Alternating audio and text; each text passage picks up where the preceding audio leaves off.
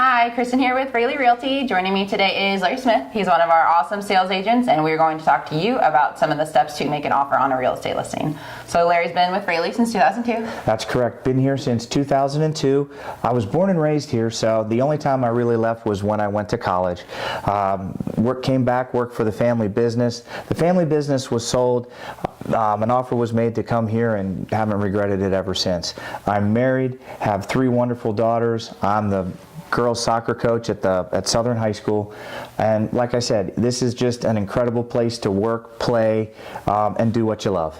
Yeah, and we love having him.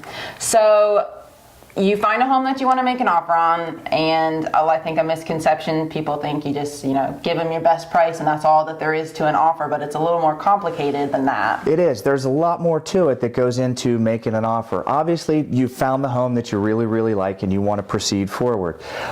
So what I like to do is I like to formulate a strategy. So in moving forward, we have an idea of the steps that we need to take. First is, if there's any way that we could, have a pre-qualification letter to go along with the offer, to me that always adds a little bit of weight to the offer being made. The second is, coming up with a price to offer the folks. And a misconception is you just go in and throw a lowball offer at them, and that might be the best way to go. Well, that isn't the case. What I like to do is I like to look at, basically the comps, which are, what other houses, similar houses have sold in the last six months to a year.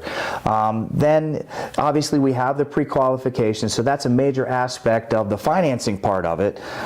So then you move into, how much of a deposit that you'd like to put down on the property, and that varies. There's no set deposit. It varies with each transaction.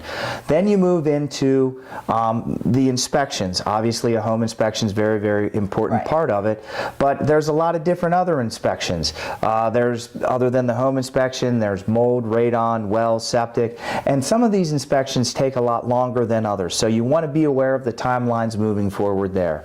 And then obviously a closing date, whether it's 30 days, 45 days, 60 days, it's all tailored to everything so it all fits together really, really well. So it sounds a little overwhelming when you hear all of that together, but I think that's where having an experienced real estate agent can really help you navigate through all of those steps and make sure you're not skipping anything.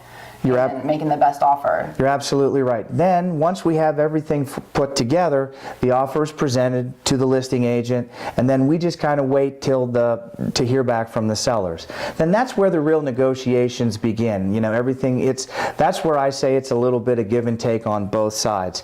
And like I said in the very beginning, it's like formulating a strategy. So we have plan A, plan B, and plan C, so the exact steps moving all the way forward. Right. So I think finding a good agent is the best first step, and then once you find the home that you're interested in and want to make an offer on, then you go through all these steps, and having an experienced agent that knows our market specifically too, whether you're looking for a vacation or a primary home, because it's a little different for those two kinds. Exactly. The steps are kind of the same. The strategy might be a little different for each, but the end result is that we want to make both find the buyer the house of their dreams. Right. Awesome. All right. Well, that's all we have today for you guys. So we'll catch you next time. Thank you.